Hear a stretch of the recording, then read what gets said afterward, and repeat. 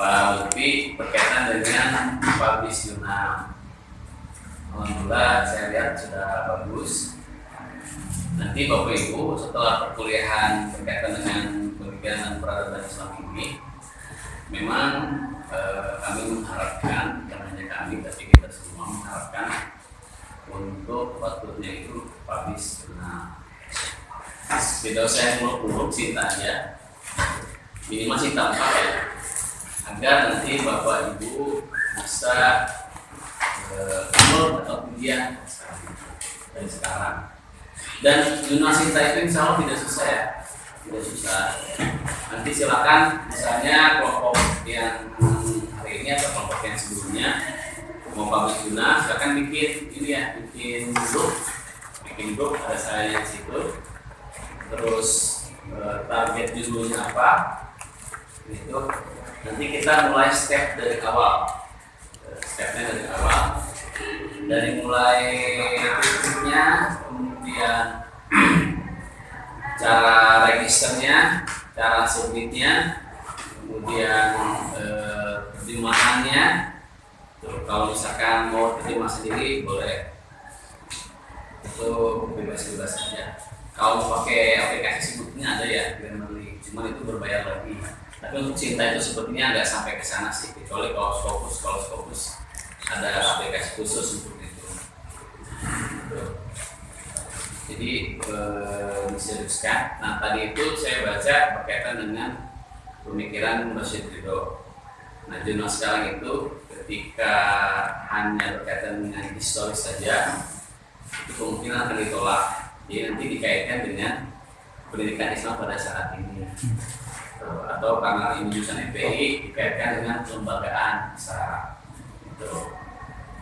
Jadi nyambung juga dengan jurusan kita. Itu apa ibunya? Jadi wayahna kita harus mau menggunakan mendelay. Tadi saya cek Pak Panji dalam Pak kalau sudah menggunakan mendelay. Itu jadi menilai itu hal yang lumayan ya, hal yang mudah, tapi saya tuh anehnya anggar ketika tesisnya ketika tesisnya suka manual lagi ya, termasuk makalah ini lah kan, ada semuanya menggunakan menilai kan. Itu berbalik ke Bapak Ibu lah tuh.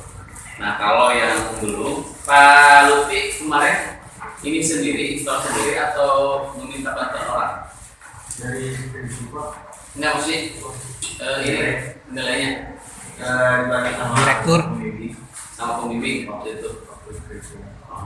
Nah Bapak Ibu bagian belum laptopnya, Wayana. Saya aja ada Envico itu data kualitatif, kemudian mendelay, jadi maksudnya gitu. Oke. Jadi di laptop Bapak Ibu karena sekarang kita sudah levelnya sudah S2 gitu, wayahna maksudnya install itu ya, kalau bahasa Indonesia install aplikasi mendelay. Kalau misalnya saya nggak bisa, dulu aja ke orang, saya juga ke orang bayar 100.000. Atau ada yang sini yang ahli komputer, kemudian punya mentahannya, silakan aja. Kalau yang mendelay ya, itu senjata utama kalau memang mau publish jurnal. Kenapa? Karena kalau manual pasti ditolak, sebagus-bagusnya itu pasti ditolak. Kecuali jurnal yang belum terakreditasi, masih nyari-nyari ya kan, malah kita yang dibayar buat publish. Jadi seperti itu, jadi nanti sama dia menilaikan sendiri gitu, sama editornya, bukan sama kita. Jadi kalau yang sudah terakreditasi nggak mungkin menerima ya tidak menggunakan menilai atau zero, tapi rata-rata menggunakan. Ya, Pak Haji berminat untuk publish nanti judulnya sekarang aja nggak apa-apa. Cuma nanti gini, jurnal itu kan nggak banyak ya, banyak. Saran saya nanti Bapak Ibu baca, kemudian setelah membaca itu diketik ulang. Kenapa? Karena di copy paste, kemudian pakai aplikasi apapun untuk menghindari parafrase, tetap kena parafrase. Muhammadnya seperti itu. Assalamualaikum. Salam. Punten Bapak kasihan. Misalnya ya, sekarang tuh AI banyak ya untuk parafrase. Bapak Ibu di ChatGPT aja, bilang aja parafrase kalimat ini, berat di parafrase sama dia. Tapi tetap kedetek. Kalau nggak kedetek parafrasenya, kedetek AI-nya. Tuh. Kemudian misalnya ada lagi yang terjemahkan dulu ke bahasa asing, gitu kan? Misalnya ke bahasa Arab, nah dari bahasa Arab diterjemahkan lagi ke bahasa Inggris, terus itu ke bahasa Indonesia, kan berubah kan? Kalau berubah itu tetap aja kedetek. Nah, cara itu untuk tidak terdetek ya, cara gitu dan ini ya baik dan benar ya, tulis lagi. Nah kan di dalam kan sedikit ya, nggak sebanyak tesis, isinya disertasi. Kalau mau tesis bisa, karena kalau di copy paste kemudian pakai AI tetap mendetek. Langsung tulis lagi, tapi dengan parafrase kita sendiri. Dibolak-balik, kalimatnya diganti, nyari sinonim dan sebagainya. Gimana kita ya? Atau misalnya yang awalnya itu satu paragraf itu misalnya terdiri dari 5 kalimat. Setelah kita parafrase hanya 2 kalimat atau bahkan 1 kalimat, nggak apa-apa. Cuman jangan lupa citasinya pakai boleh. Ya kalau misalnya itu, ayo kita bareng-bareng di MPI ini kekurangan mahasiswa ya Pak Misjun. Jadi saya dorong sama Pak Direktur gitu. Tapi saya nggak keberatan, justru senang. Nanti Bapak Ibu bikin grup masing-masing tentang pendidikan dan peradaban Islam ini. Kemudian nanti kita bahas tekniknya, kemudian mau sekolah mana kita cari lah. Targetnya kan minimal kita jangan Sinta 5 Sinta 6. Kata Pak Direktur, Sinta 5 Sinta 6 tuh nggak masuk untuk menjadi target ujian. Pas saya nanya sebetulnya kenapa sih Pak diterapkan pada saat ini? Jadi dulu itu terkadang sekelas semuanya ujian. Kenapa? Karena dosen FPI balanya gitu. Nah untuk membedakannya itu gitu kan, kok ujian semua gitu kan. Nah salah satu cara untuk membedakannya adalah itu publish. Kita masih ada pertemuan sekali lagi. Nah Bapak Ibu dimaksimalkan yang kemarin itu ini lagi. Nah saya juga tahu apa yang Bapak Ibu tulisnya sebenarnya dari mana tahu. Gitu. Tapi bukan berarti itu salah juga enggak. Cuman ayo kita bareng-bareng lah merevisi bareng-bareng. Kalau senjatanya udah ada, nilainya sudah ada, itu udah banget. Ditambah yang penting ada mendelay sesuai template, udah insya Allah aman gitu. Beda dengan Scopus, ini sedikit perbedaan kalau Scopus, kalau kita ingin keterima Scopus, referensinya juga harus Scopus lagi. Itu Pak Diki harus Scopus lagi, referensinya teh bahasa Inggris. Tapi kan sekarang kan bahasa Inggris juga kan sudah ada ininya, tinggal diterjemahin. Habis itu terjemahannya kita parafrase lagi, tulis lagi. Salah satu yang membedakan antara Sinta dan Scopus itu, kalau Scopus kalau ingin tembus ya referensinya harus Scopus lagi gitu. Kalau misalnya target kita Scopus, referensi bahasa Indonesia itu pasti ditolak itu. Pasti ditolak. Sebenarnya nah target yang bimbingan saya targetnya Scopus ya Indonesia. Bapak. Tapi kalau misalnya tidak sampainya juga nggak apa-apa. Tapi kalau Scopus 4 mah sekian bisa sih. Dan itu pun pasti dibimbing sama kami. Dan kami insya Allah sudah pernah melakukan pelatihannya, sudah pernah publishnya, sudah tahu rancangannya, jadi paham insya Allah. Jadi Bapak Ibu untuk yang sebelum-sebelumnya juga, walaupun bukan saya yang datang ke sini, itu nggak apa-apa, nanti kita bareng-bareng aja. Tidak ada kata terlambat untuk publish. Dan saya juga sebetulnya rajin publishnya ketika S3 dan S2. Gitu. Kenapa? Karena pada waktu S2 tidak diwajibkan. Zaman saya ya, tidak diwajibkan. Nah itu jadi kena tidak diwajibkan. Gitu. Kalau dipaksa Gitu. biasa. Ada diwajibkan mah ini kan semuanya juga. Bukan hanya bapak ibu, saya juga sama. Gitu. Tapi ketika diwajibkan, gitu kan, ya ada tekanan tersendiri ya. Ada tekanan tersendiri. Terkadang memang tekanan itu perlu gitu kan. Nah karena bapak ibu kalau mau mencapai tujuan itu diwajibkan publish, jadi kita bareng-bareng. Masih ada waktu kok lama. Dan minimal kan LOA dulu ya. Minimal LOA. Jadi kalau misalnya bapak ibu kalau melihat PPKN sekarang misalnya 3,7 juga, udah publish jurnal nih, udah ada LOA-nya, langsung lapor aja di akademik. Saya udah ada LOA-nya nih. Sinta 4, nah itu udah tenang itu pas ujian. Nah setelah buat LOA itu letter of acceptance, jadi surat bukti udah terima gitu. Nah kalau udah ada LOA-nya, kita lanjut lagi perbaikan dan sebagainya. Punya istilahnya pokoknya. Iya, maaf ya kemana agak telat saya balasnya bu. Iya bapak, jadi deh memberikan rapor. Gila bapak. Ya, Biasa pak, begitulah. masih ada waktu ya teh. Masih ada waktu. Jadi ketika bapak belum menjawab, jadi stuck di situ. Intinya memang kalau pendahuluan latar belakang masalahnya. Latar belakang masalah itu biasanya masalah data yang menyebabkan masalah atensi. Misalnya data yang berkaitan dengan prestasi siswa. Nah, dibuatkan dengan data siswa itu di bawah rata-rata. Kemudian berkaitan dengan permasalahan yang lain. Nah, ada data yang menguatkan itu. Jadi bukan hanya sebatas narasi. Kalau narasi maka kita bisa ngarang berkaitan dengan guru, misalkan guru itu kurang berprestasi, bla bla bla bla bla. Buktinya apa? Sama berkaitan dengan bukan hanya itu saja, yang lain-lain juga di pendahuluan itu ketika mengungkapkan permasalahan harus dengan data. Itulah yang disebut dengan science itu kan sesuai dengan data dan fakta. Kalau hanya sebatas polis aja, narasi aja, itu filsafat, baru sebatas filosofis.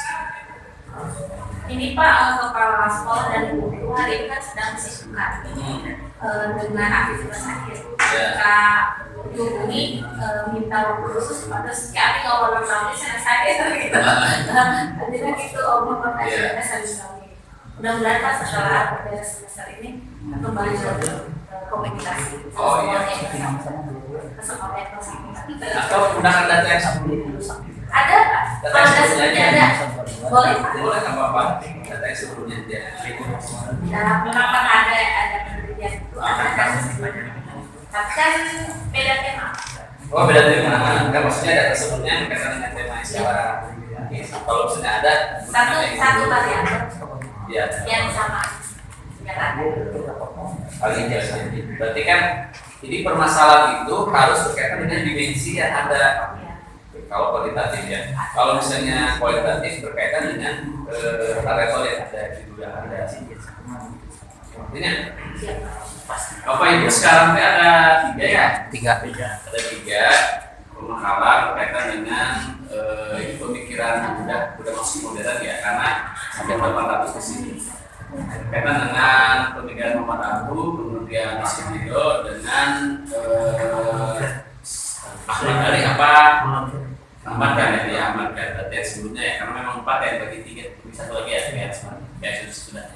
Enggak sekarang Batas fakultas ya Pak. bebas lah. Ngambil jurusan STK pakai. Saya ini Mas Pak Diki. Nih, Saya Pak Diki. Program saya file.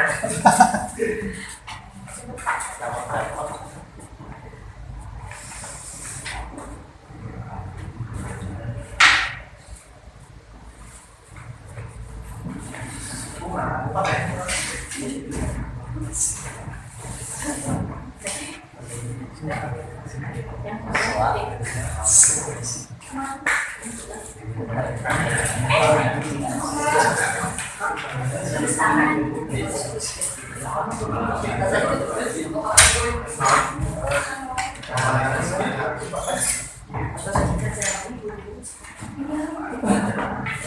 kan saya ingin mulai.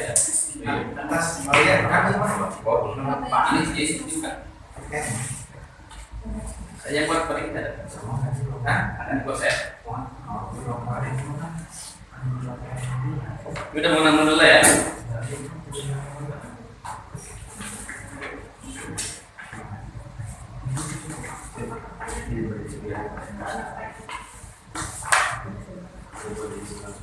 Tadi saya sharing berkaitan dengan mendelai yang footnote-nya dan body note-nya lebih dari satu, itu ada caranya. Ini kan satu nih. Kalau misalnya ini sumbernya ternyata banyak, bisa 3, bisa 4, banyak. Ada caranya. Tadi saya sudah sharing dengan lalu.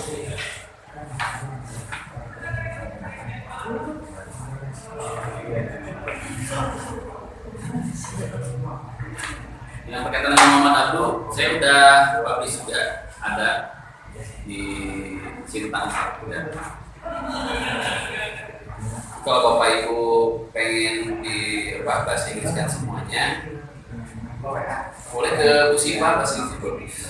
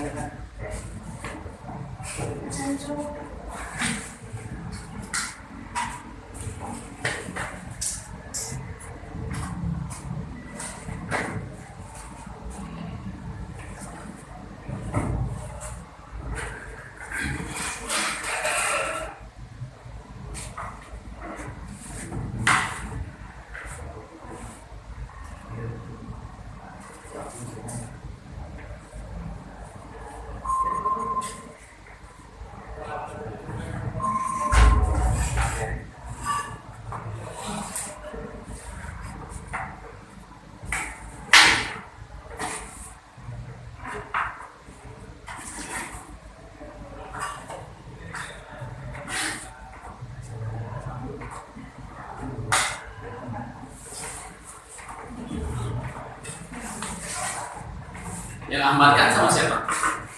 Oh, sama Bapak.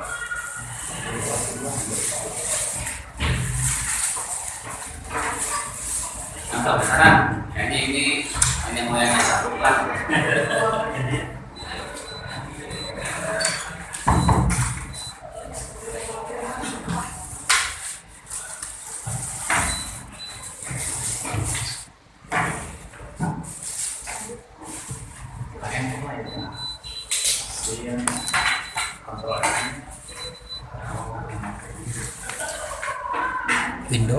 Windows P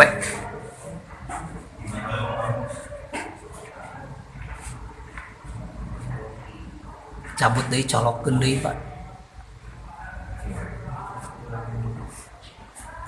Pak Lutfi nanti tunitin ke itu ya, ke pasar par ya. Berarti banyak apa? Gimana? Kawannya berarti nggak usah cek dulu ya. Iya. Dulu Pak. Iya siap. Sudah dipakai. Rasanya setengah-setengah.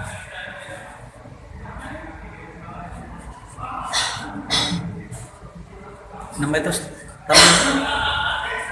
Ah. Tuh. Lock mall.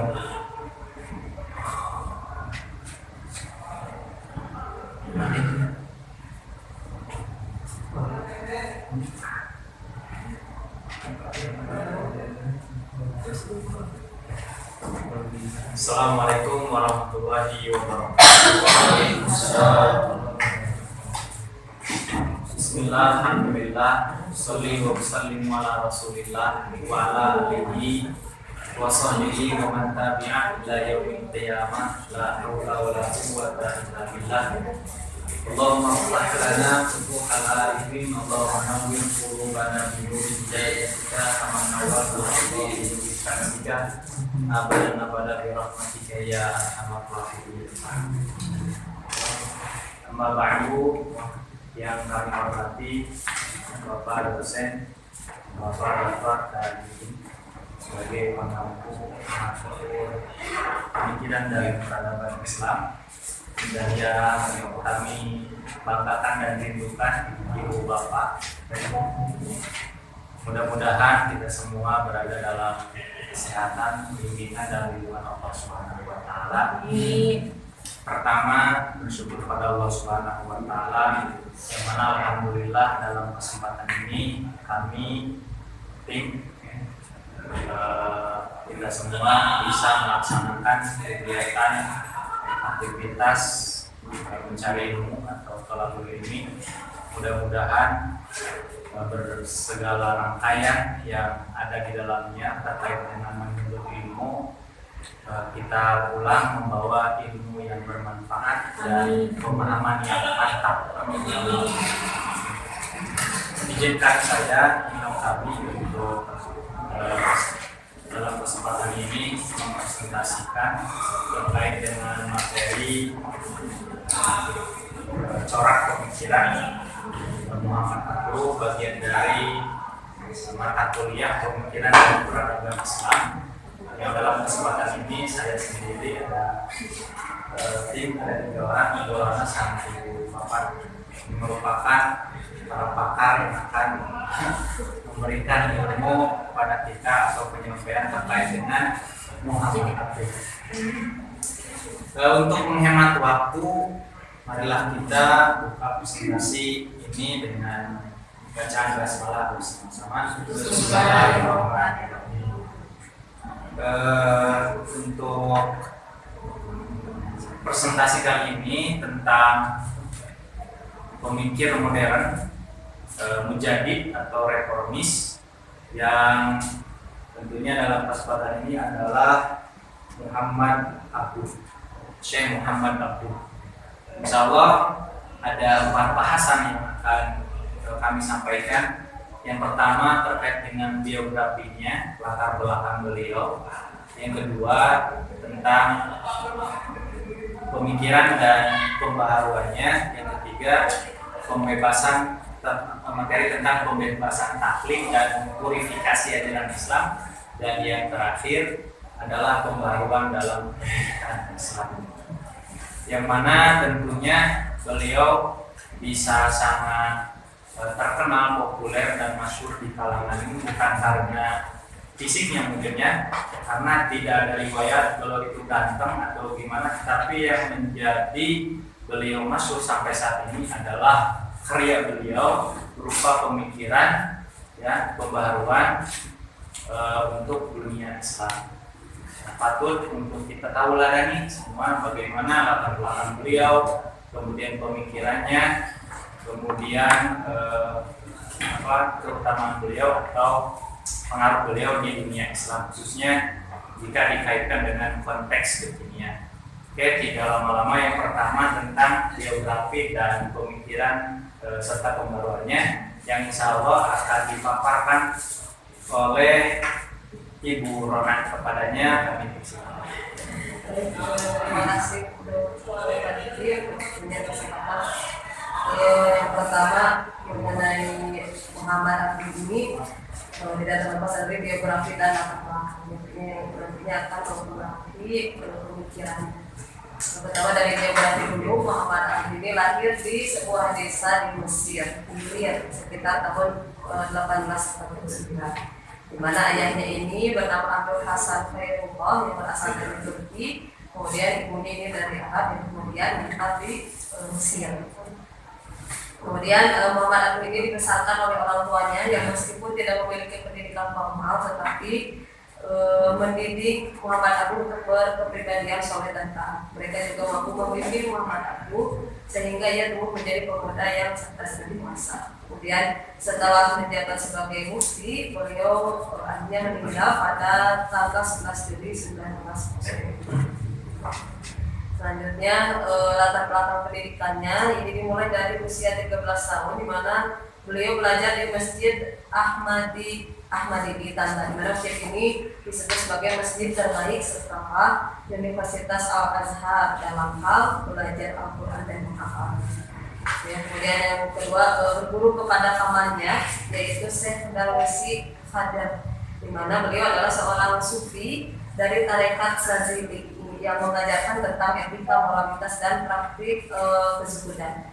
Walaupun nantinya kedepannya Muhammad Abdi ini akan mengkritisi dari ajaran-ajaran Syekh Darwisi. Kemudian pada tahun 1866 beliau pergi ke Kairo untuk belajar di Al-Azhar. Namun dia merasa kecewa karena pendekatan yang ada di Al-Azhar itu sendiri yang lebih menonjolkan penghafalan dan tanpa pemahaman yang mendalam. Dimana ini mirip dengan yang dia temui di Masjid Al-Manta.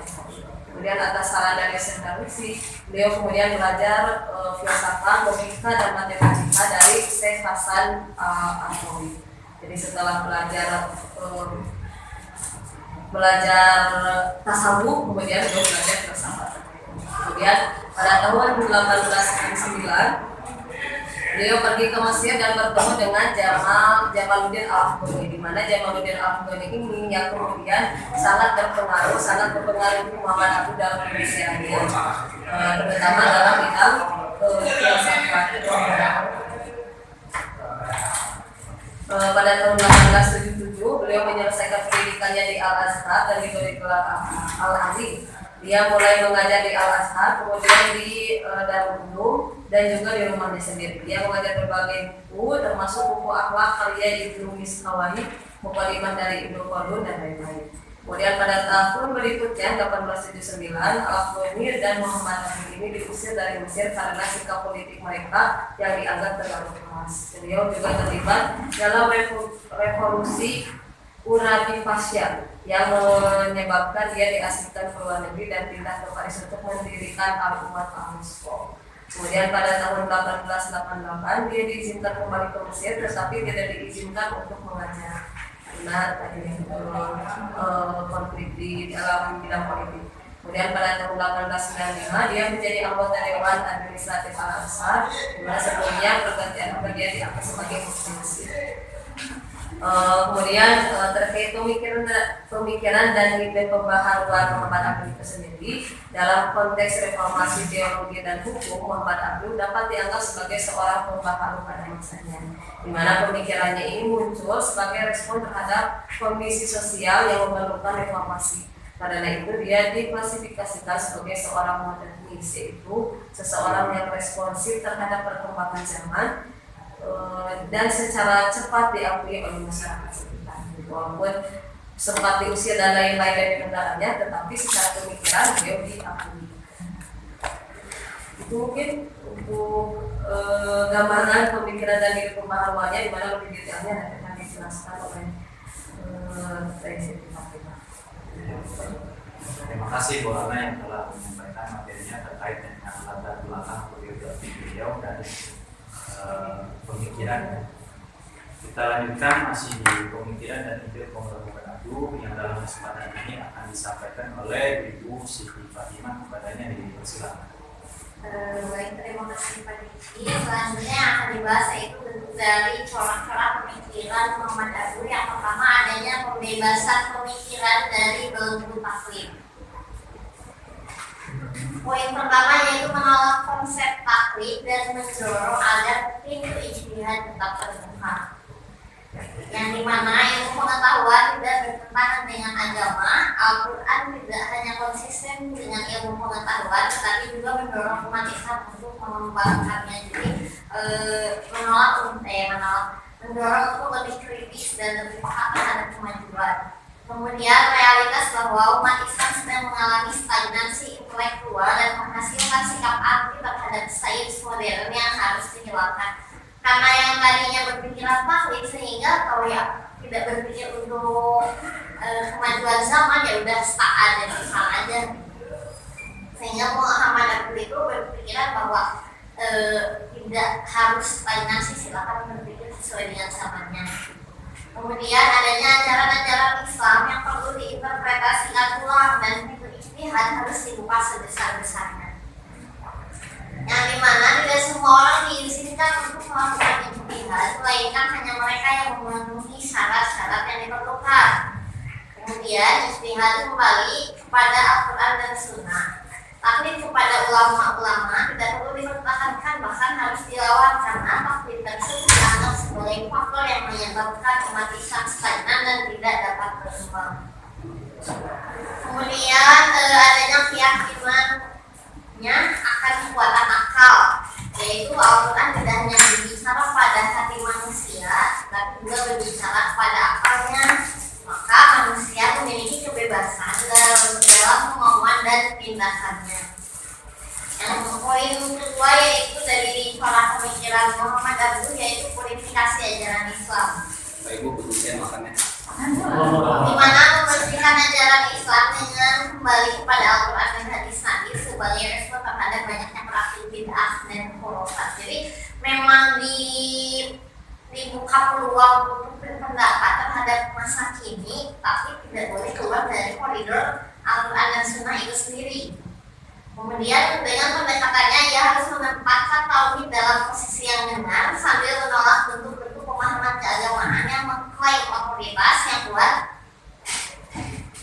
Seperti umat muslim tidak perlu percaya pada rumah yang didirikan oleh para wali atau kemampuan terhadap para perantara mereka sebagai perantara kepada Allah. Kemudian berbagai bid'ah yang masuk ke dalam Islam telah menyebabkan umat Islam merupakan ajaran-ajaran Islam sejati. Umat Islam harus kembali kepada Islam yang murni atau yang asli seperti pada zaman salaf, yaitu zaman para sahabat, Nabi dan ulama-ulama besar. Namun ia juga menegaskan bahwa ajaran-ajaran asli tersebut perlu disesuaikan dengan kondisi modern saat ini.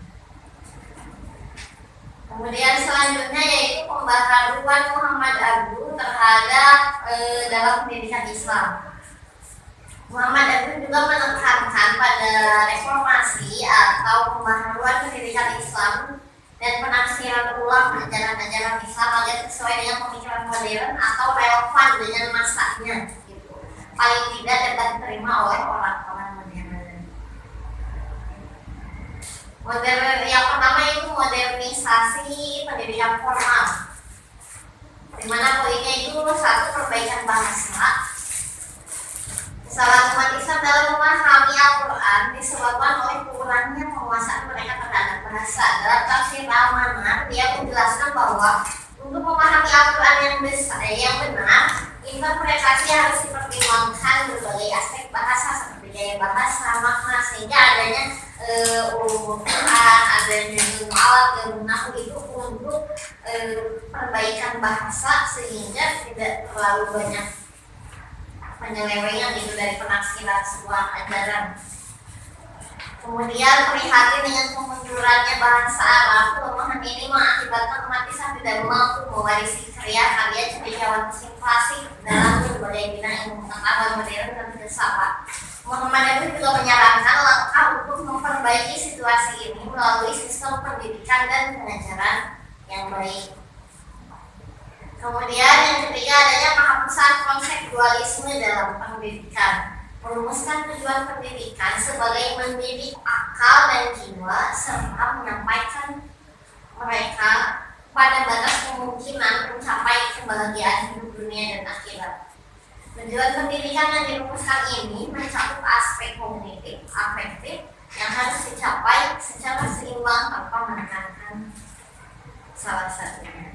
Selanjutnya yaitu pemikiran Muhammad Abu terhadap kurikulum dan metode pengajaran yang akan disampaikan oleh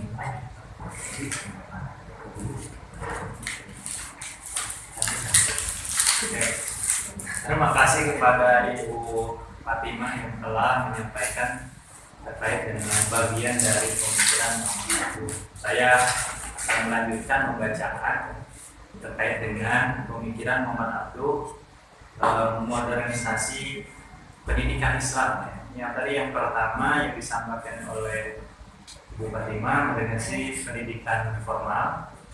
Nah, yang kedua adalah kurikulum dan metode pengajaran.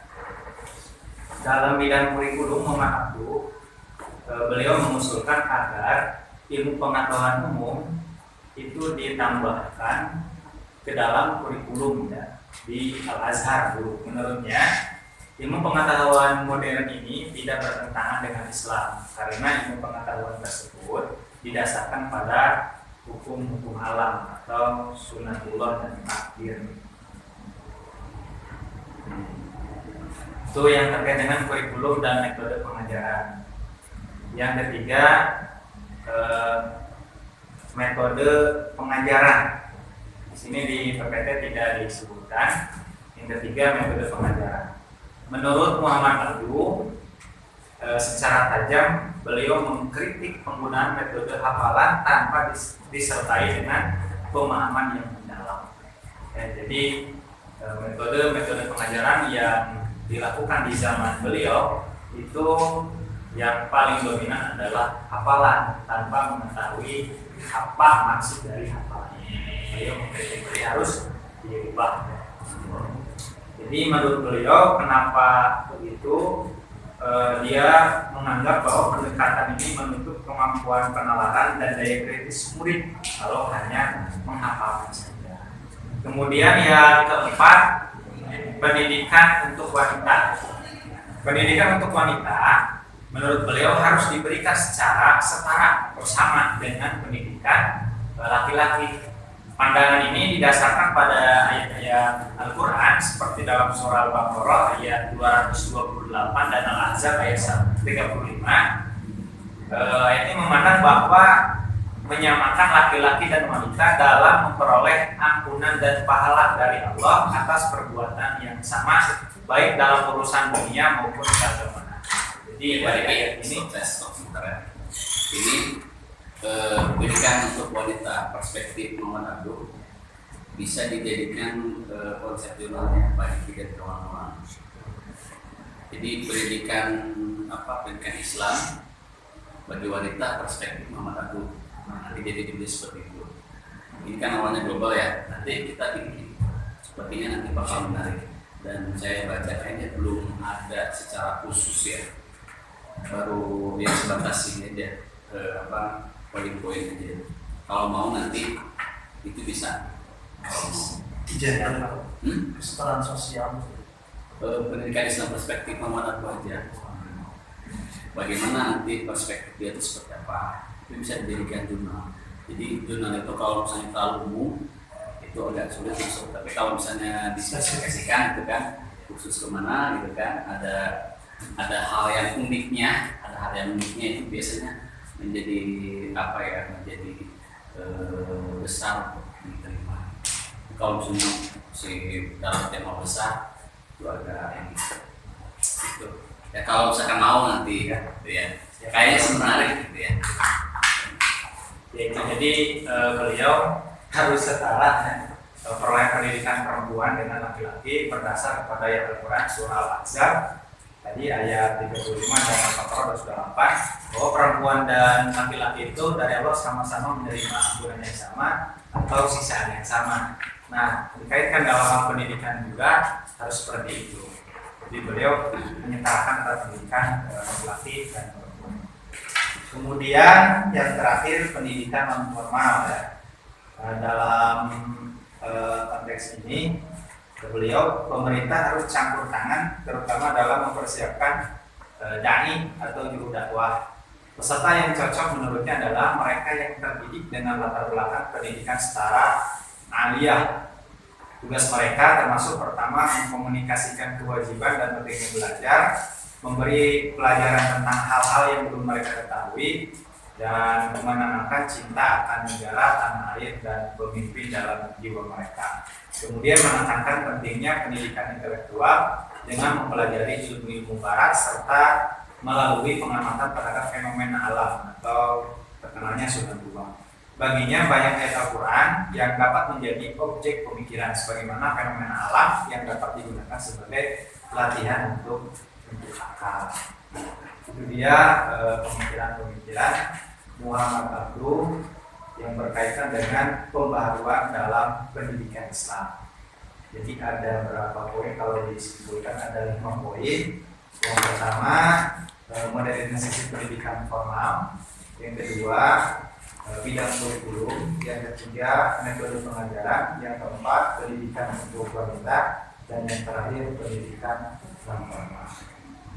Mungkin itu Bapak dan Ibu terkait dengan corak pemikiran Muhammad Abduh.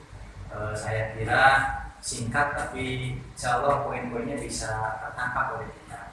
Baik itu tentang biografi beliau atau latar belakang beliau, atau yang paling penting adalah pemikiran dan pembaruan beliau ya, yang tadi sudah dibahas oleh para pakar ya. Jadi secara garis besar tentang pemikiran beliau ada 3 ya. Yang pertama tentang beliau menolak taklid gitu ya, tidak boleh taklid. Jadi ijtihad harus dibuka ya selebar-lebarnya bagi yang mampu. Yang kedua tentang kemurnian ajaran Islam, sehingga ada istilah back to Quran yang hadis gitu ya. Dan yang ketiga nanti itu yang pembaruan pendidikan Islam. Mungkin itu ya. Pemikiran Muhammad Abduh ini sebetulnya menjadi salah satu landasan juga bentuk pemikiran warga Muhammadiyah. Kenapa? Karena baik ke purifikasi. Kemudian ada hal yang sebetulnya sering dididik juga di jurnal, termasuk di jurnal saya ini berkaitan dengan pemikiran Muhammad Abduh itu, yaitu terintegrasinya atau diintegrasikannya ilmu umum dan ilmu agama. Karena sebelum itu tadi sudah dipaparkan, terhadap ilmu umum pada saat itu agak kurang, tapi dengan pemikiran Muhammad Abduh, pemikiran umum dan pemikiran ilmu umum agama itu diintegrasikan. Itu juga nanti kalau misalnya mau itu bisa juga kalau mau dibuat jurnal dihubungkan dengan konsep integrasi pendidikan Islam pada saat ini, kalau memang ingin membidiknya konsep integrasi. Bapak Ibu kayaknya langsung aja ke yang kedua ya. Setelah itu baru ada pertanyaan gitu ya. Ada diskusi ya. Diskusinya Komite diskusi mau kalau kan nama komite. Kamu Yomi. Ya demikian untuk ya sementara saja, nanti dilanjut dari kelompok kami. Assalamualaikum warahmatullahi wabarakatuh. Waalaikumsalam.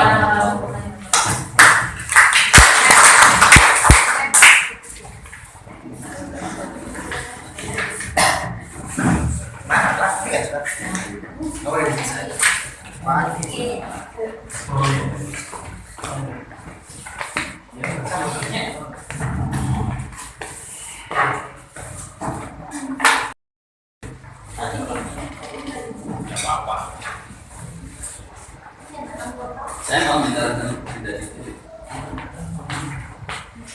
kalau berhenti.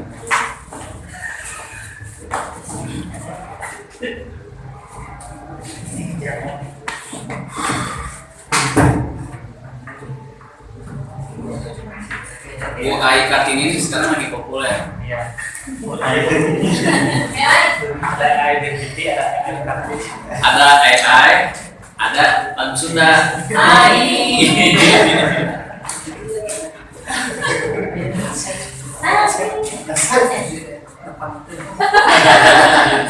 Lanjut. Mata oleh ya itu. Bapak Ibu udah foto kayak gini udah ya? Belum. Makasihnya belum. Oh, soalnya dulu masih kelupaan. Iya. Jangan seperti zaman saya. mengasihkan kuliah sampai lupa mengasik-asikan diri gitu. Di sini ada foto studio nggak di Garut? Banyak. Banyak. Seirung. Bahkan ada yang punya. Ya maksudnya silakan Bapak Ibu kalau ada waktu libur gitu kan, bareng-bareng foto studio. Ya walaupun punten ya. Wah, alisin. Gak usah alisin, justru Jangan makan. nanti mah justru ketika udah lulus nyesel itu aya foto bareng-barengan gitu ya yang bagus. Atau ini kan latihan foto. Kan kalau foto bareng-bareng tanpa konsep kan itu biasa. Iya. Kalau ini kan ini tuh Keren. pakai jas kan atau punya ini sendiri, punya jaket kelas. Apa lagi yang sebelumnya punya tuh jaket kelas sendiri. Sak mangga Ibu Siva Nur Fauzia, apa Muhammad Lutfi Firdaus dan Ibu Ai.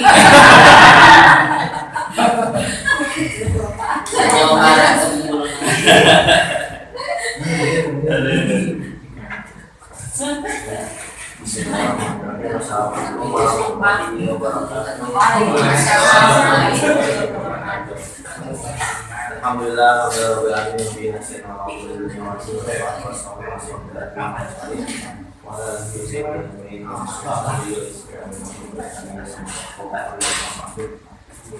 alhamdulillah kita bisa bertemu kembali di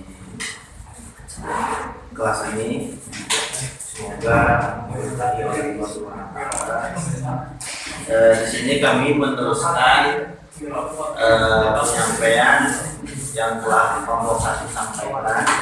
Tetapi di sini kami akan membawakan menurut perspektif Muhammad Hafiz Ridho, yang mana tadi yang kelompok pertama itu menurut perspektif Muhammad Abdul.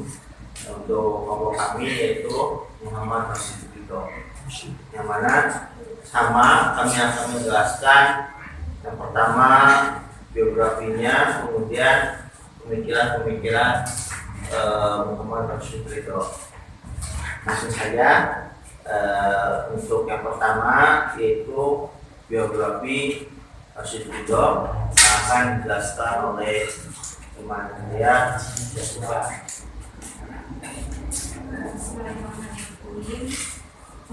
Yang pertama untuk Hafiz Ridho ini sendiri merupakan nama populernya, tetapi ada pun nama lengkapnya yaitu Muhammad Rashid bin Ali Ridho bin Muhammad Syama al bin Kalamun.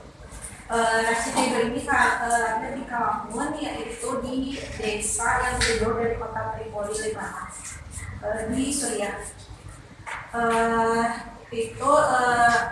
Rashid Ridho sendiri belajar dengan orang tuanya dari kecil. Itu setelah beranjak remaja, beliau mulai belajar dengan beberapa guru. Rashid Ridho ini merupakan keturunan dari Al-Husain atau cucunya Nabi Muhammad SAW.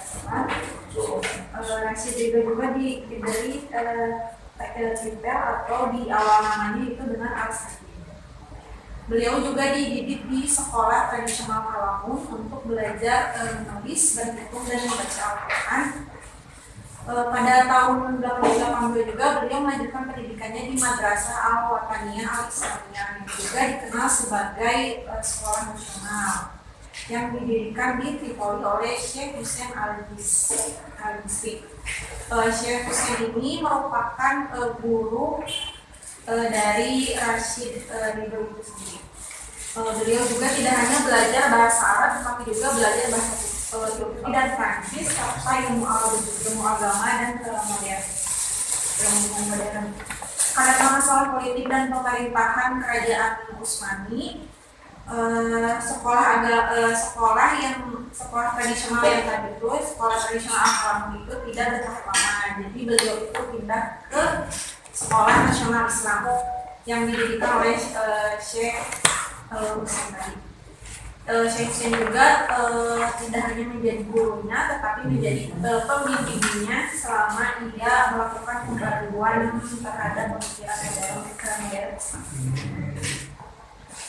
Syekh Hussein juga berperan dalam menanamkan ilmiah atau gagasan pembaharuan dalam diri Rasyid Ridho.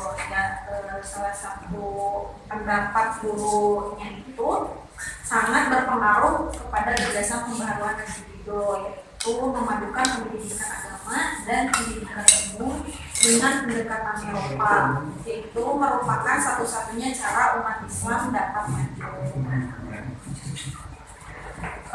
Syekh Hussein juga memperkenalkan Rasyid Ridho dengan kedua tokoh penting, yaitu Jamaluddin Al-Afghani dan Muhammad Abduh. Beliau juga Rasyid Ridho juga dikenal dengan sebagai ahli ibadah yang sampai beberapa orang menganggap beliau itu sebagai wali karena ketekunan dan kepribadiannya. Rasyid Ridho juga menerima kesempatan untuk menulis di beberapa surat kabar. Kalau dari beberapa jurnal ada yang menyebutkannya surat kabar dan ada yang menyebutkannya majalah. Beliau juga Rasyid Ridho juga membaca surat kabar dari Al-Urwah Al-Wusqa yang dibuat oleh Jamaluddin Al-Afghani dan Muhammad Abduh. Jadi untuk mengetahui perkembangan dunia Islam. Al-Afghani ini sebagai tokoh pembaharu dari Afghanistan dan Muhammad Abduh dari Mesir. Jadi ide-ide mereka itu membuat Rasyid Ridho kagum dan dia banyak terinspirasi dari mereka. Rasyid Ridho itu tidak sempat bertemu dengan Jamaluddin Al-Afghani karena beliau sudah meninggal. Jadi tapi beliau sempat bertemu dengan Muhammad Abduh di Beirut pada 1882. Jadi setelah bertemu itu beliau semakin tertarik untuk membangun gerakan yang mendorong umat muslim itu sendiri untuk menerapkan ajaran Islam secara utuh, serta membela dan membangun negara dari ilmu pengetahuan. Pada tahun 1898 dia juga segera menerbitkan surat kabar atau majalah itu sendiri yang terkenal dengan sebutan Amanat. Amanat ini juga memiliki haluan tujuan yang sama dengan Al-Urwah Al-Wusqa. Gagasan Rasyid Ridho ini berpendapat bahwa Muhammad Abduh ini harus menulis tafsir Al-Quran yang kontemporer atau yang modern yang mendukung kerangka pikiran pembaharuan. Karena Rasyid Ridho terus mendesaknya, jadi ide Rasyid Ridho ini tuh tidak segera diambil serius oleh Muhammad Abduh. Jadi pada setahun kemudian Muhammad Abduh itu membuat kesepakatan bersama Universitas Al-Azhar untuk mengadakan seminar atau kuliah tafsir Al-Quran. Jadi hasil seminarnya itu disusun oleh Rasyid Ridho lalu dikonfirmasi kepada Muhammad Abduh sehingga mendapat persetujuan gurunya. Lalu setelah mendapat persetujuan dari Muhammad Abduh, beliau langsung memuatnya di surat kabar Al-Muhammad itu. Rasyid Ridho ini terus melakukan kuliah, jadi setiap kuliah dari Muhammad Abduh itu selalu disusun oleh Rasyid Ridho sampai Muhammad Abduh itu meninggal. Sehingga Rasyid Ridho itu meneruskan penafsiran dari tafsir Al-Manat itu setelah Muhammad Abduh meninggal. Kalau Rasyid Ridho itu memulai tafsir Al-Qurannya itu dari surat An-Nisa ayat 126, tapi Muhammad Abduh hanya bisa menafsirkannya sampai ayat 125. Lalu sekembalinya dari Mesir, Rasyid Ridho itu mengantarkan Pangeran Saud Al-Faisal, lalu dia terluka dalam kecelakaan di terusan Suez.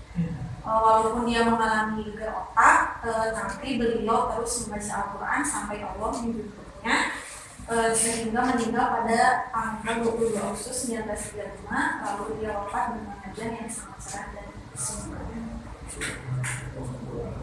Lalu selanjutnya ada beberapa karya-karyanya Rashid Ridho yang mungkin masih terkenal sampai saat ini. Yang pertama itu ada Al-Wahyu Al-Muhammad, Al-Wahyu yang diturunkan kepada Nabi Muhammad. Ada pemudahan agama Islam dan dasar-dasar penyempurnaan hukum Islam, ada peringatan kelahiran Nabi Muhammad, ada sejarah guru Syekh Muhammad Abduh, ada kekhalifahan dari imam-imam besar, ada dialog antara kaum baru dan konservatif, ada juga hak-hak wanita muslim, dan yang terakhir kayaknya itu ada panggilan terhadap kaum wanita. Oke, terima kasih kepada Jessica yang telah menyampaikan ahli biografi Muhammad Ridho serta karya-karya yang beliau ciptakan.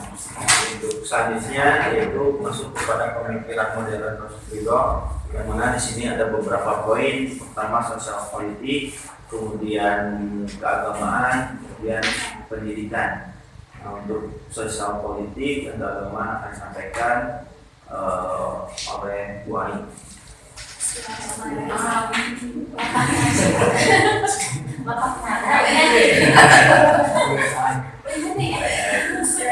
Assalamualaikum warahmatullahi wabarakatuh. Terima kasih kepada Pak Bukti dan Pak Dosen yang memberikan kesempatan. Di sini saya akan mengatakan tentang sedikit mengulas tentang bagaimana sih pemikiran Rashid Ridho ini dalam sosial politik dan keagamaannya. Berbicara tentang keagamaannya, Rashid Ridho ini merupakan salah satu tokoh yang menganut ajaran Sufisme, menganut tarekat tasawuf Naqsabandiyah, melakukan semedi atau mengasingkan diri dengan tujuan untuk membersihkan hati. Dalam kitab Al-Ihya Ulumuddin karya Al-Ghazali ini mendorong Rashid Ridho untuk meninggalkan kemegahan duniawinya dan mengejar ketenangan untuk kebahagiaan akhirat. Namun seiring berjalannya waktu, beliau sebagai pemeluk tarekat Sufisme yang taat ini akhirnya berhenti mengikuti ajaran-ajaran tasawuf dan berusaha meninggalkannya. Rashid Ridho berpendapat bahwa salah satu alasan utama mengapa umat Islam menjadi lemah adalah karena mereka tidak lagi mengamalkan ajaran Islam yang sebenarnya. Beliau berpendapat bahwa paham bid'ah menyebabkan manusia tidak memiliki etos kerja dan cenderung tidak mau berpacu dengan keadaan yang terpaksa dengannya, yang merupakan salah satu alasan mengapa orang Islam menjadi Islam menjauh darinya. Beliau berpendapat bahwa memahami dinamika merupakan faktor penting dalam kemajuan Eropa. Menurutnya karena Islam memiliki sifat dinamis, agama itu harusnya aktif dan menghargai akal. Jadi Eropa ini memahami menganut sifat dinamis yang padahal sifat dinamis itu sendiri sebetulnya diajarkan oleh agama Islam.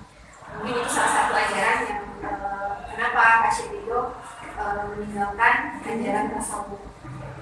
Kemudian untuk sosial politiknya,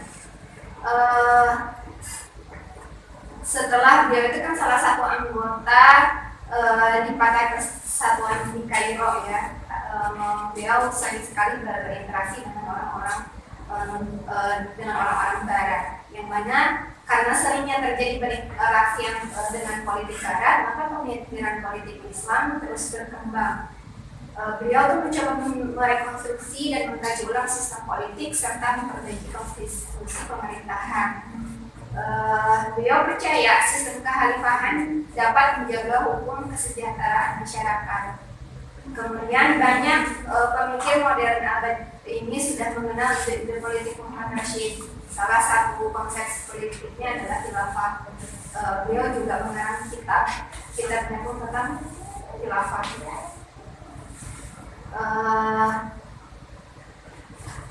Mengenai bidang politik yang perlu diwujudkan adalah kesatuan atas dasar keyakinan di kalangan umat dengan alasan agar umat Islam tidak mencari adu domba dan tidak tersingkir baik dari sisi peradaban maupun dari sisi politik. Ada beberapa pandangan yang kami ambil di sini, pandangan tentang nasionalismenya. Menurut beliau itu nasionalisme Ridho berasal dari ketidaksetujuan dengan model nasionalisme Mesir Mustafa Kamil dengan gerakan nasionalisme Turki yang dipelopori oleh pemuda Turki. Beliau sangat tidak setuju dengan gagasan persaudaraan dalam Islam yang membedakan bahasa, tanah air, dan bangsa. Sebaliknya, Bu Ai, saya stop sebentar ya. Ini konsep nasionalismenya Rashid Ridho ini menarik karena hampir mirip, bukan hampir lagi ya, mirip dengan konsep Bhinneka Tunggal Ika ya yang ada di Indonesia. Itu bisa dibuat konsep nasionalisme Rashid Ridho dan relevansinya dengan konsep Bhinneka Tunggal Ika atau dengan konsep Pancasila Indonesia. Tadi sudah ada di sisinya kan tadi sudah disebutkan ya bahwa Rashid Ridho itu mengarang sebuah buku berkaitan dengan khilafah. Nah ini menjadi diskusi dengan kita ya, karena kita kan tidak menggunakan konsep itu. Kalau mau itu, kalau mau memilih itu silahkan. Cuma memang tidak terkait dengan pendidikan Islam, tapi terkait dengan Islamnya. Ini kalau misalnya mau, boleh tuh, karena belum ada yang itu. Konsep nasionalisme itu masukkan aja karena ini juga masih umum ya Pak. Jadi kalau misalnya mau dikaitkan boleh, tapi kalau misalnya mau dikaitkan dengan pendidikannya juga boleh. Nilainya nah sebaliknya dilanjut lagi dikatakan beliau tidak setuju dengan gagasan ukhuwahnya Mustafa Kemal. Dia sebaliknya lebih setuju dengan konsep persaudaraan Ibnu Khaldun gitu, yang mana ada 3 aspek konsep persaudaraan Ibnu Khaldun. Yang pertama asyadiyah fil adin, solidaritas agama atau filosofi. Yang kedua asyadiyah fi karla, solidaritas kesukuan. Dan yang ketiga ada asyadiyah fi asodiyah fi al-siyah, solidaritas politik. Kemudian pandangan tentang sistem kenegaraannya, beliau itu mengatakan bahwa semua orang harus bersatu dalam satu keyakinan, sistem moral dan sistem pendidikan, tunduk pada satu sistem hukum. Tidak mungkin bagi pemerintah untuk menerapkan hukum dan undang-undang, akibatnya kesatuan umat harus mengambil bentuk negara. Beliau menganjurkan negara kehalifahan karena khalifah memiliki kekuasaan legislatif. Mereka harus mustahil, tetapi tidak absolut dalam hal memerintah umat. Ulama merupakan pembantu utama. Mungkin untuk selanjutnya pendidikan akan pada terima kasih. Oke, terima kasih Bu Ani telah menyampaikan pemikiran Rashid Ridho dalam bidang sosial politik dan keagamaan, mana bidang selanjutnya di bidang pendidikan, mana akan disampaikan kembali oleh Sifat. Untuk selanjutnya di bidang pendidikan yang menurut Rashid Ridho sendiri itu memandang pendidikan bagi setiap muslim itu adalah mutlak. Rashid Ridho ini sebagai salah satu tokoh pembaharu dalam pendidikan Islam. Dalam mencapai pembaharuannya tersebut, Rashid Ridho telah mendirikan lembaga pendidikan yang bernama Al-Da'wah wa Al-Irsyad di Kairo, Mesir. Pertama kalinya mendirikan madrasah atau lembaga pendidikan itu awalnya di Konstantinopel. Jadi modal dalam mendirikan madrasah ini itu berasal dari keluhan yang disampaikan dari beberapa negara Islam melalui surat. Yaitu yang diharapkan kalau sekolah ini dapat mengirimkan siswa-siswa terbaiknya ke negara yang membutuhkan bantuan mereka dalam pendidikan dan pengajaran nasional.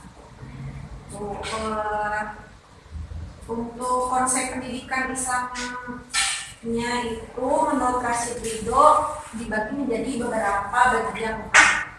Yang pertama itu ada tujuan pendidikan Islam.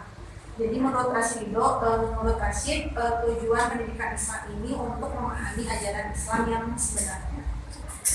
Jadi agar umat Islam mendapatkan kekuatan, kedudukan terhormat di mata bangsa lain, peradaban yang tinggi, kesejahteraan hidup, dan menjadi mercusuar bagi umat lain. Yang kedua, bagian utamanya itu kurikulum pendidikan Islam. Oke, saya stop sebentar ya. Juga saya membaca pendidikan Islam konsep kurikulum ini bisa disepakati. Misalnya relevansi konsep kurikulum pendidikan Islam perspektif prosedural dengan kurikulum pendidikan Islam pada saat ini. Kalau mau ya, jadi kurikulumnya sekalian.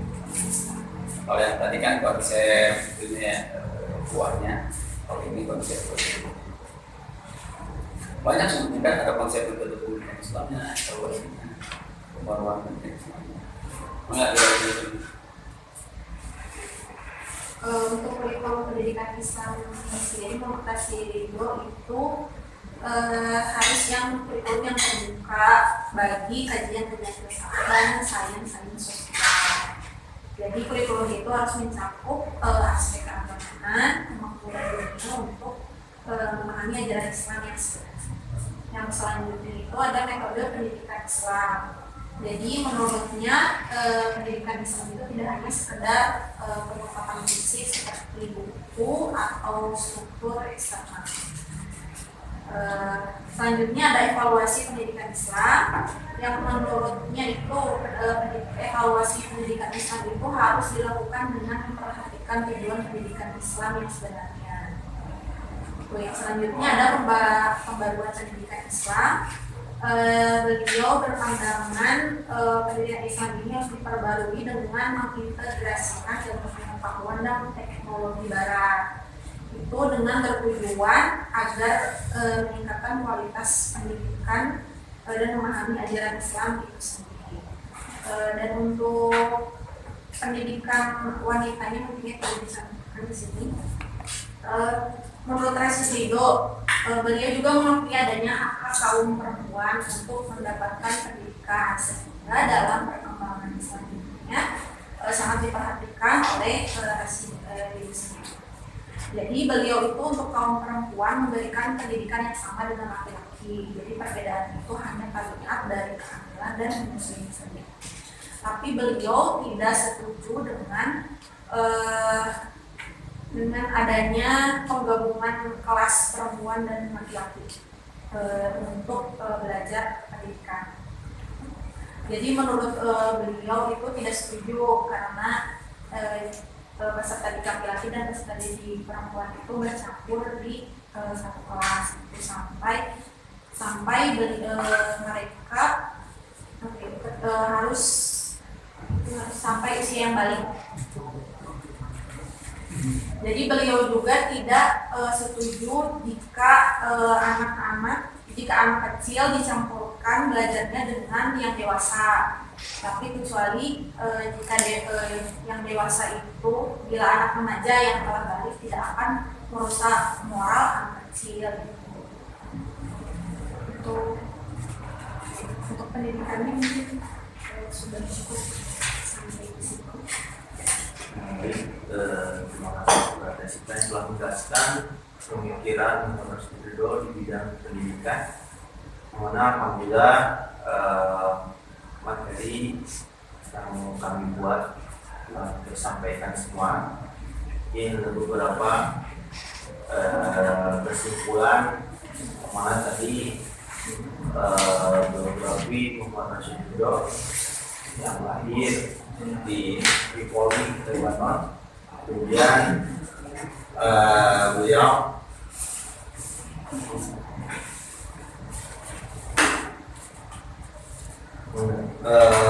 jadi hasil penelitian ini menunjukkan bahwasanya Muhammad Rashid Ridho ini menekankan pentingnya ijtihad dan semua orang harus bersatu dalam satu keyakinan, sistem moral, sistem pendidikan, dan tentu pada sistem hukum. Tetapi Di aspek politik Islam merupakan konsep yang kompleks dan memiliki banyak sisi yang memerlukan pertimbangan dan penerapan yang cermat. Metode Muhammad Ridho ini yang mengintegrasikan dua-duanya ilmu pengetahuan modern dengan ajaran Islam dapat membantu dalam pembuatan kurikulum yang seimbang dan menyeluruh yang berfokus pada nilai-nilai moral dan etika selain aspek akademis. Mungkin itu yang bisa kami sampaikan terkait pemikiran Muhammad Ridho untuk sesi diskusi nanti menunggu setelah kelompok 3 menyampaikan materinya. Kalau bisa ada waktunya. Bangga. Selanjutnya berkaitan dengan Ahmad Khan. Itu saja dari kelompok kami. Assalamualaikum warahmatullahi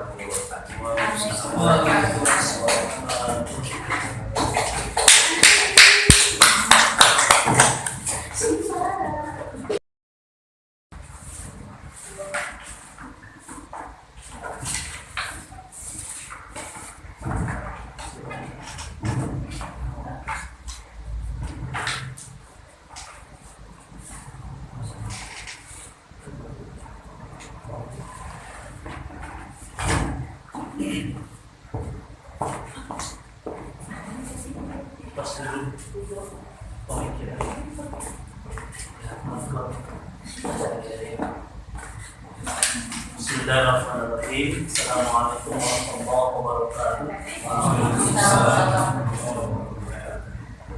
Innal hamdalillah wassalli wa usallim Muhammad ibn Abdillah la haula wala quwwata illa billah. Yang kami hormati Bapak dosen, mudah-mudahan sehat selalu. Amin. Senantiasa mendapatkan kebahagiaan dari Allah Subhanahu wa taala. Kami teman-teman semua, Bapak Ibu, perjuangan yang sedang menghadapi waktu-waktu hari-hari menghadapi PTSOL yang lebih mantap. Asik. Termasuk hari esok, hari Sabtu, pengumpulan tugas baru.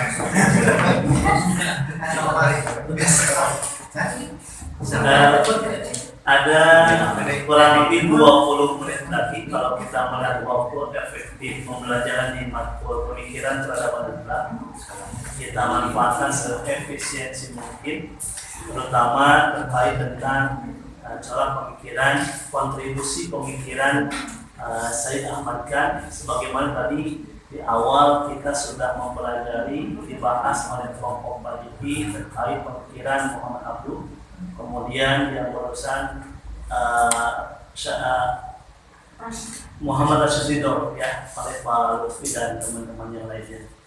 Baik Bapak Ibu, ini tidak terlepas dari beberapa poin yang perlu kami utarakan. Yang pertama terkait tentang biografi Said Ahmad Khan, kemudian konsep pemikiran modern dalam Islam, ketiga kontribusi Said Ahmad Khan dan tantangan peluang di masa era Said Ahmad Khan. Yang pertama, izinkan saya akan menyampaikan terkait dengan biografi Said Ahmad Khan. Beliau adalah seorang tokoh terkemuka, ya, seorang tokoh terkemuka dalam sejarah India, ya, khususnya pada masa penjajahan Inggris. Beliau lahir pada tanggal 17 Oktober tahun 1817 di Delhi, India. Dalam keluarga aristokrat Mughal, keluarganya memiliki latar belakang intelektual dan keagamaan yang sangat kuat, yang sangat mempengaruhi perkembangan pribadinya. Said Ahmad Khan juga dikenal sebagai seorang reformis sosial, pendidik, dan pemikir modern dalam Islam. Setelah mendapatkan pendidikan awal di rumah, ia melanjutkan studi atau sekolahnya dan akhirnya bekerja sebagai pegawai pemerintahan di bawah pemerintahan Inggris. Pengalaman bekerja dengan pemerintahan kolonial memberinya wawasan mendalam tentang dinamika sosial dan politik pada masa itu. Salah satu kontribusi terbesar Said Ahmad Khan yakni pendiriannya terhadap Muhammadan Anglo Oriental College di Aligarh pada tahun 1875 yang kemudian berkembang menjadi Universitas Muslim Aligarh. Institusi ini menjadi pusat pendidikan dan reformis sosial dengan tujuan untuk mempromosikan pendidikan Barat di kalangan Muslim India tanpa mengabaikan nilai-nilai Islam. Saya dapatkan juga percaya bahwa pendidikan adalah kunci untuk kemajuan komunitas Muslim dan bahwa adopsi ilmu pengetahuan dan teknologi Barat sangat penting. Ya. Lanjut. Selain itu, kontribusi dalam pendidikan di bidang pendidikan saya amalkan juga dikenal karena pemikiran modernnya tentang Islam. Ia menulis banyak karya yang mencoba menjembatani kesenjangan antara tradisi Islam dan modernitas. Karya-karyanya seringkali menekankan pentingnya rasionalitas dan pengetahuan ilmiah dalam interpretasi agama. Jadi dapat disimpulkan terkait tentang biografi Sayyid Ahmad Khan ini, beliau lahir di daerah Delhi ataupun India. Kemudian beliau fokus di bidang pendidikan, kemudian yang sangat terkenal di pemikiran yang modern itu, dan nanti akan lebih spesifik lagi terkait tentang konsep pemikiran modern Islam secara umum atau universal yang akan disampaikan oleh Pak Revi. Ya, waktu dan tempat kami persilakan. Terima kasih kepada Pak Edi selaku moderator yang sudah memberikan kesempatan untuk berbicara. Di sini ada yang pertama yaitu terkait dengan pemikiran modern dalam Islam, itu seorang pemikiran Sayyid Ahmad. Konsep pemikiran modern dalam perspektif Sayyid Ahmad Khan, pemikiran modern dalam Islam usaha untuk menafsirkan ajaran-ajaran Islam yaitu secara kontekstual dan rasional, sejalan dengan perkembangan ilmu pengetahuan dan dinamika sosial yang melibatkan beberapa aspek utama. Yang pertama itu adalah rasionalisme, yaitu pendekatan yang menekankan pada penggunaan akal dan logika dalam memahami ajaran Islam. Rasionalisme dalam Islam ini berargumen bahwa agama itu harus diterima secara logis oleh setiap individu yang berakal. Kemudian yang kedua adalah pendidikan, yaitu pemikiran modern yang menganggap pendidikan sebagai kunci utama untuk kemajuan umat Islam. Pendidikan yang Sebentar Pak Revi, saya ini kan berkaitan dengan pendidikan ya. Kalau nanti dijadikan jurnal, bisa konsep pendidikan modern, perspektif Ahmad Khan, dan relevansinya dengan pendidikan modern pada saat ini atau pada sekarang itu era apa? Era 4.0 atau seperti apa nanti hanya saja konsep pendidikan modernnya ini bisa masuk gitu. Konsep pendidikan modern perspektif Sayyid Ahmad Khan dan relevansinya dengan pendidikan modern atau pendidikan Islam modern pada era 4.0 atau sekarang sudah era society ya. 5.0 itu bebaslah nanti dilihat lagi aja. Cuman relevansinya di pendidikan modern mau riset bisa, atau mau juga misalnya observasi ke pesantren modern bisa. Kalau mau direlevansikan ya pemikiran Sibido dengan pendidikan modern pada saat ini. Kalau dilihat poinnya kan kalau Sibido itu tidak membeda-bedakan ilmu agama dan ilmu umum gitu. Termasuk misalnya berkaitan dengan pendidikan modern pada saat ini, apa sih indikator pendidikan modern itu gitu kan? Misalnya ada orang yang mengatakan kalau pesantren modern itu ya ada bahasa Inggris, ada bahasa Arab. apakah itu betul-betul indikatornya gitu kan? Atau hanya perspektif kita saja? Bisa jadi kan indikator modern itu bukan dari ada dua bahasa itu, bisa jadi misalnya dari sana pelaksananya atau dari segi metodologinya dan sebagainya. Itu bisa tuh ditarik kalau mau ya. Jadi pendidikan modern jadinya. Kalau tertarik nanti bisa lah, nanti kita ada cara-caranya kok kalau memang mau. Mana aja Pak? Pendidikan yang dimaksud dalam bentuk pengetahuan agama dan sekuler, tetap atau berupa terhadap metode pendidikan.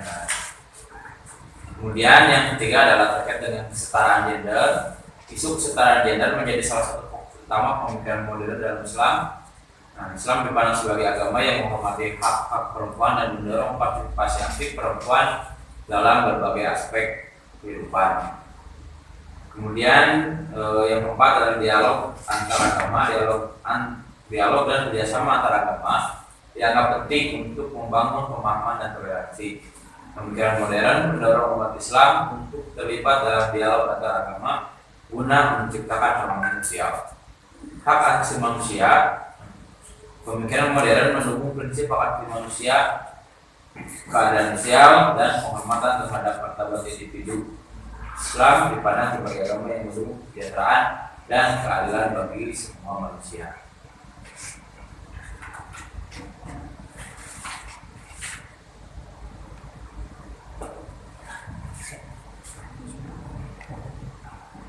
Terima kasih Pak Lutfi yang sudah menyampaikan terkait tentang konsep pemikiran mengenai Islam. Bingung pakai dia. Saya juga cerita. Pak Lutfi mirip. Betul Pak Lutfi. Pak Lutfi kan menyampaikan Sama-sama ada jengotnya. Tadi juga itu. untuk selanjutnya salah penyampaian terkait tentang kontribusi Said Ahmad Khan terhadap dunia Islam di eranya yang akan disampaikan oleh Pak Andi Asep. Pertanyaan kami persilakan. Assalamualaikum warahmatullahi wabarakatuh. Waalaikumsalam. Kita melanjutkan apa yang disampaikan tadi, yaitu kontribusi Said Ahmad Khan terhadap pemikiran Islam. Pertama, interpretasi kontekstual.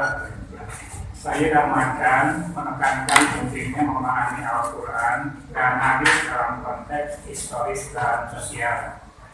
Ini yang paling menarik.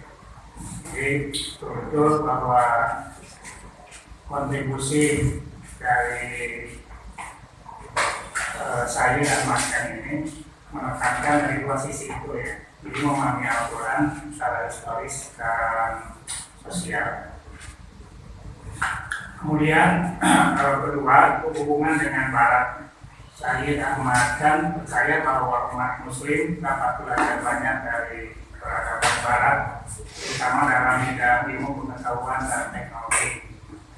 Ini walaupun kita bisa hari ini bahwa ketika berbicara peradaban Barat itu yang muncul berbagai paradigma. Ada yang ditolak, yang mentah-mentah karena dilihat dari efek atau sisi negatifnya. Yang kedua ditolak bulat-bulat juga tanpa diperhitungkan sayangnya. Nah kalau dilihat dari kebijakan ini adalah bagaimana lahirnya pemikiran moderat, sehingga sisi positifnya dari Barat ataupun dari luar pun tetap diterima.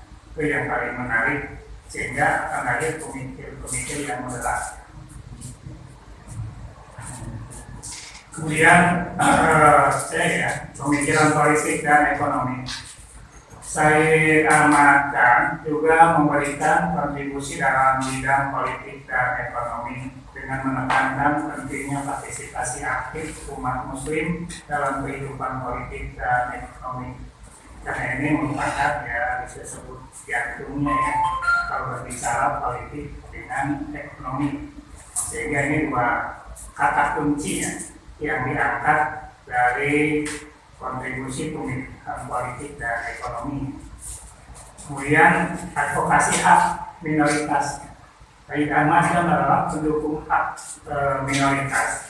artinya begitu peduli bagaimana antisipasi juga tindakan preventif ketika terjadinya tekanan dari satu pihak ke pihak yang lemah yang tertindas, sehingga advokasi hak-hak minoritas pun ini diangkat dalam konsep Sayyid Ahmad Khan.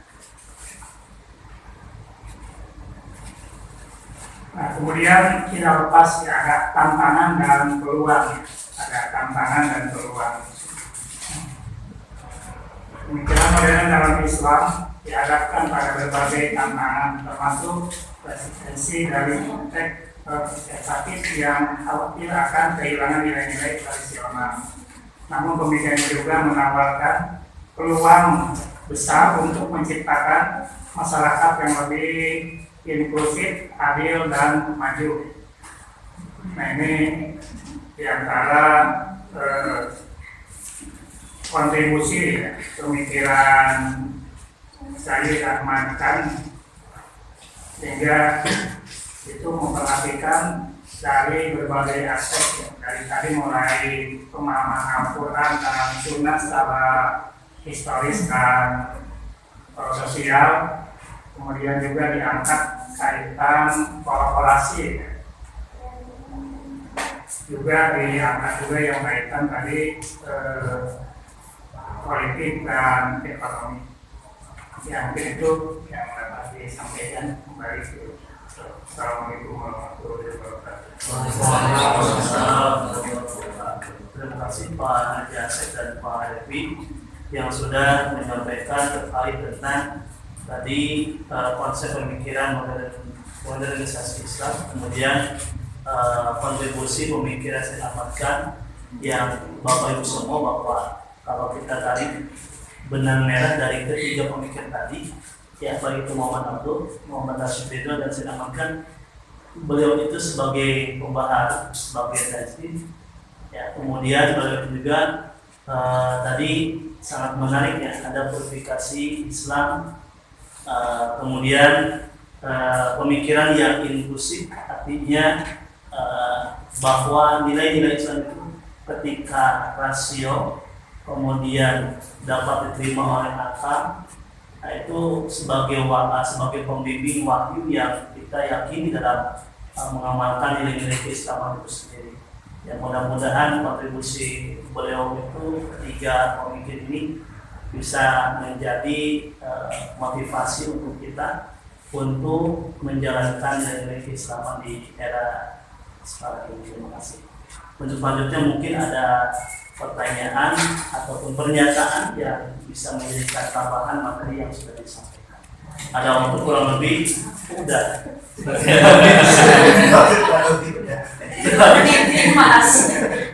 Pas. Oke, Bapak Ibu, secara keseluruhan sebelumnya kita sudah mendengar ya pandangan perspektif dari tiga tokoh, Muhammad Rasul, kemudian Sayyid Rashid Ridho Roma, kemudian Sayyid Ahmad Khan. Seperti biasa, saya akan mendorong karya-karya Bapak Ibu untuk dijadikan jurnal, begitu.